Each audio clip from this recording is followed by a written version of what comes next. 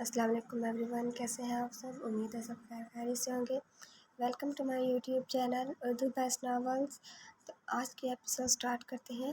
شادی کا ہنگامہ سرد ہوا تو ہر طرف خاموشی اور سناٹے چھا گئے۔ مہروز اپنے بابا کے ساتھ آفس میں مصروف ہو گیا اور وہ اپنے بیڈ روم کی ہو کر رہ گئی۔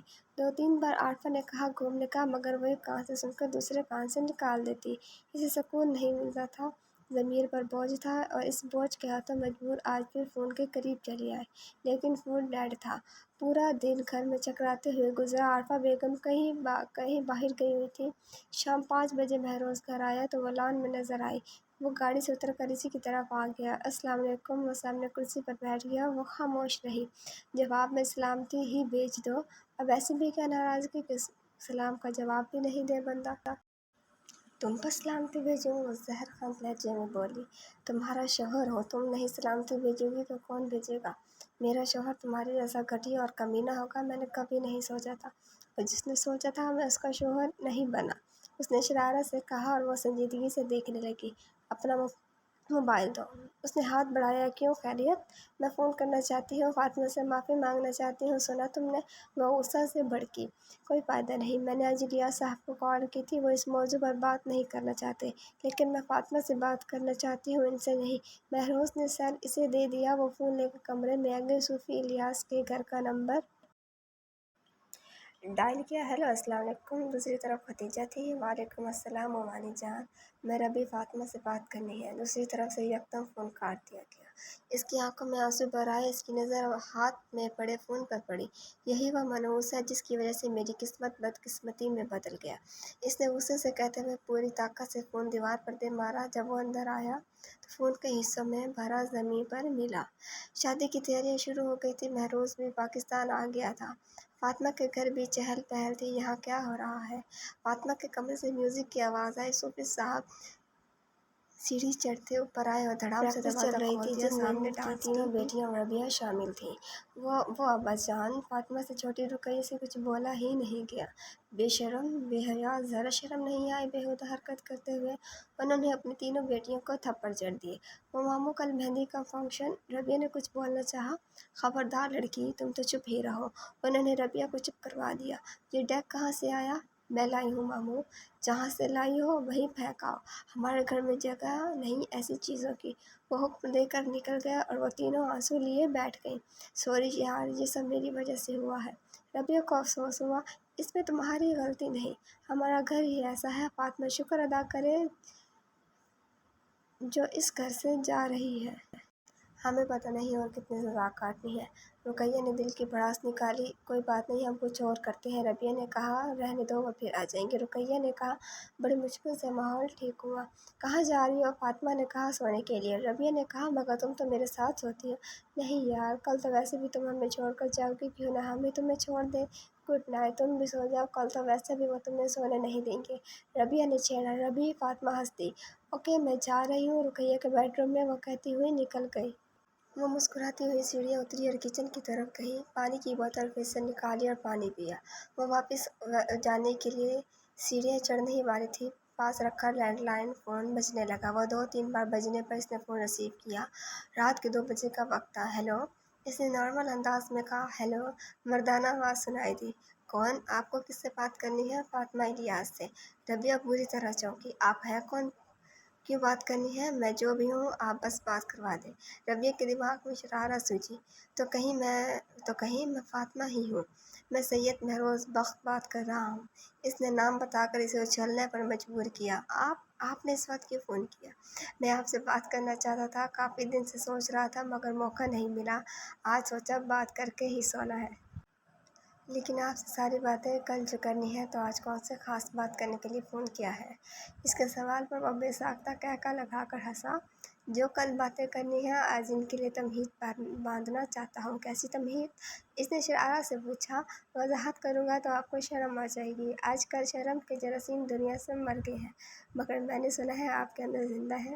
آپ کا سنا غلط بھی تو ہو سکتا ہے، آپ کا کہا غلط بھی تو ہو سکتا ہے۔ مجھ سے زیادہ کون جان سکتا ہے؟ جاننے کا موقع تو دیں، پھر دیکھیے گا۔ کل جان لیجیے گا، ابھی وقت نہیں۔ خدا حافظ۔ پلیز فون مت رکھیے گا، میری بات سنیں۔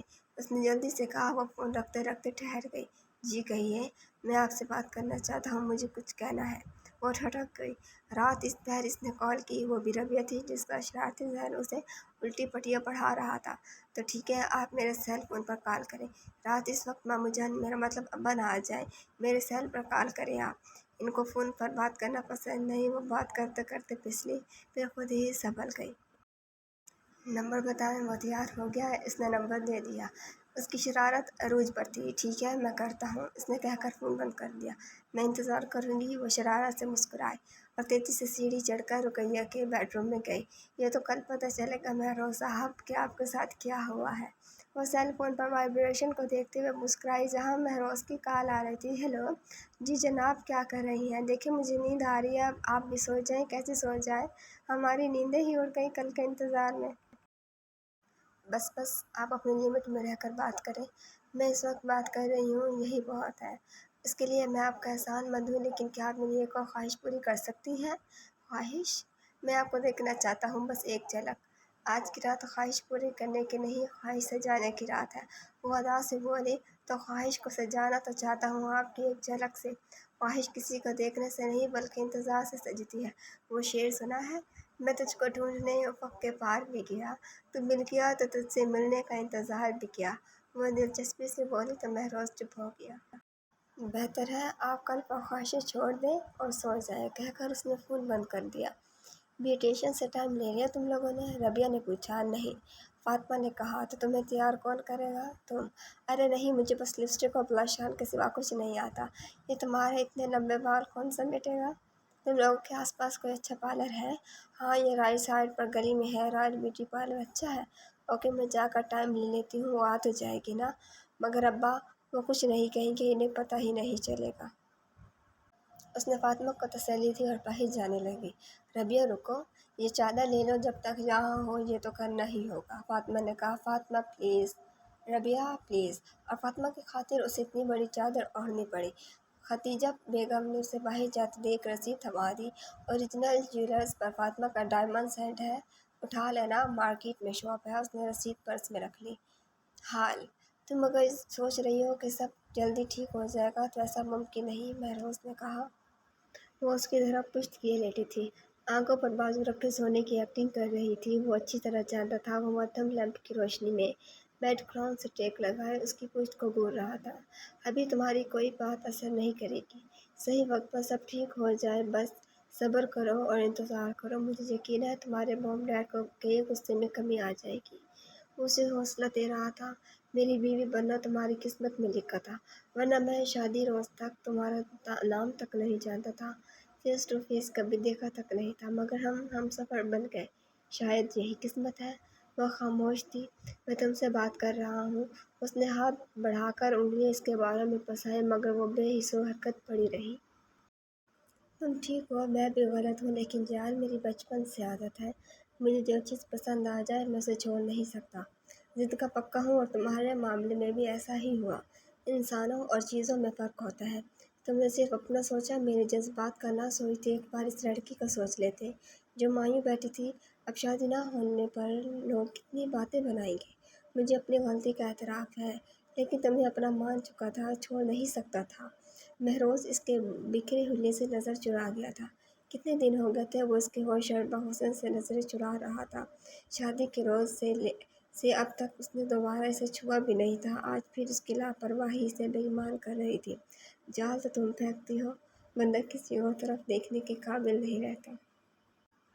वो इसके सरापे को देखते हुए बोला। रबिया उसकी नज़रों के ताक़ुब में अपना हुलिया देख सटपटा गई और फ़ौरन दुपट्टा ढूंढने लगी। अब क्या फ़ायदा, वो मुस्कुराया, वो गुस्ताखी पर आमादा था। उसने बचने की कोशिश की मगर बच न सकी, उसके शिकंजे में फड़फड़ा कर रह गई और वो गुस्ताखी का इर्तिकाब कर बैठा। उसकी बात का मफ़हूम घूम फिर कर वहीं पर आया जहाँ लाना चाहता था। वो आज फिर उसे काबू कर चुका था। वो सारे जतन करके भी निकलने में नाकाम रही। उसकी गिरफ्त मजबूत थी। सुबह नाश्ते के टेबल पर इसका चेहरा फिर सूजा हुआ था। आज रात में वो खूब रोई थी। उसकी आंखें सूज गई थी। उसने किन अँखियों से इसे देखा, फिर खाने की तरफ मसरूफ़ हो गया। वो जानता था कि इसकी नज़र पड़ी तो वो तप जाएगी। आजकल राबी बेटी की क्या मसरूफियात है? फिरोज़ बख्त महरोज के डैड ने पूछा। वो चाय में चम्मच हिलाती रुकी। میرا دل خوش کرنا۔ وہ سرگوشی کر کے اس نے قہر باز نظروں سے دیکھا۔ اس کا نام رابعہ نہیں ربیہ ہے۔ ربیہ کا مطلب بہار۔ آفا بیگم نے کہا ماشاء اللہ، اب میں اتنے دن سے رابعہ سمجھ رہا تھا، میں نے سمجھا سب پیار سے ربیہ کہتے ہیں۔ نہیں، اس کا نام ربیہ ہے، ربیہ احمد۔ عارفہ بیگم نے پورا نام بتایا۔ ربیہ احمد نہیں، ربیہ مہروز کا۔ وہ ہنس کر بولی میرے نام کے ساتھ ربیہ احمد ہی سوٹ کرتا ہے، وہ تلخی سے بولی۔ مہروز نے ٹھٹک کر اسے دیکھا۔ وہ دونوں بھی ہنستے ہنستے چپ ہو گئے۔ لیکن بیٹا، ہم تو اصول کی بات کر رہے ہیں، شادی کے بعد ہر لڑکی کے نام کے ساتھ کے سارے اصول مجھ پر ہی لاگو ہوتے ہیں۔ وہ غصے سے بولی ربیہ، یہ تم کس لہجے میں بات کر رہی ہو؟ مہروز اپنی جگہ سے کھڑا ہو گیا۔ وہ اپنے ساتھ اس کا رویہ برداشت کر سکتا تھا، مگر اپنے ماں باپ سے اونچی آواز میں بات کرنے کی اجازت نہیں دے سکتا تھا۔ اٹس اوکے بیٹا، وہ صرف بات کر رہی ہے۔ فیروز بخت نے مہروز کو چپ رہنے کا اشارہ کیا۔ بات کرنے کا بھی طریقہ ہوتا ہے، یہ سب کو اپنے جیسا سمجھتی ہے، نان سیریس۔ مہروز کو کافی غصہ تھا۔ وہ مہروز کو نفرت سے گھورتے ہوئے اٹھ کر چلی گئی اور وہ دونوں مہروز کو سمجھانے لگے اٹس اوکے بیٹا، وہ صرف بات کر رہی ہے۔ فیروز بخت نے مہروز کو چپ رہنے کا اشارہ کیا۔ بات کرنے کا بھی طریقہ ہوتا ہے، یہ سب کو اپنا جیسا سمجھتی ہے، نان سیریس۔ مہروز کو کافی غصہ تھا۔ وہ مہروز کو نفرت سے گھورتے ہوئے اٹھ کر چلی گئی اور وہ دونوں مہروز کو سمجھانے لگے وہ جن حالات سے گزری ہے، اپسیٹ ہونا جائز ہے۔ آپ اس کی سائڈ لے رہے ہیں، حالانکہ اس کی غلطی ہے۔ اگر وہ اپسیٹ ہے تو دوسروں کو کیوں کر رہی ہے؟ بار بار اس کی غلطی سے یاد کروا کر تم اسے ٹارچر کر رہے ہو۔ اس طرح وہ نفسیاتی ہو جائے گی، اس سے سختی برت کر تم اپنے لیے مشکل پیدا کر رہے ہو۔ انہوں نے صاف طور پر سمجھایا۔ وہ کافی دیر ان کی باتیں چپ چاپ سنتا رہا۔ جاؤ، وہ پریشان ہوئی۔ انہوں نے کہا سوری، میں آفس کے لیے لیٹ ہو رہا ہوں، یہ چونچلیں پھر کبھی ہو جائیں گی۔ وہ بریف کیس اٹھائے باہر نکل گیا۔ وہ دونوں بھی چپ ہو گئے۔ امید ہے آپ کو قسط اچھی لگی ہوگی۔ اگر آپ نے ابھی تک میرا YouTube channel Urdu best novels کو سبسکرائب نہیں کیا تو جلدی سے کر لیں، تاکہ آپ کو مزید اچھے ناولز کی اپڈیٹ ملتی رہے۔ انشاءاللہ جلد ہی ملاقات ہوگی اگلے ایپیسوڈ میں۔ اللہ حافظ، اپنا خیال رکھیے گا۔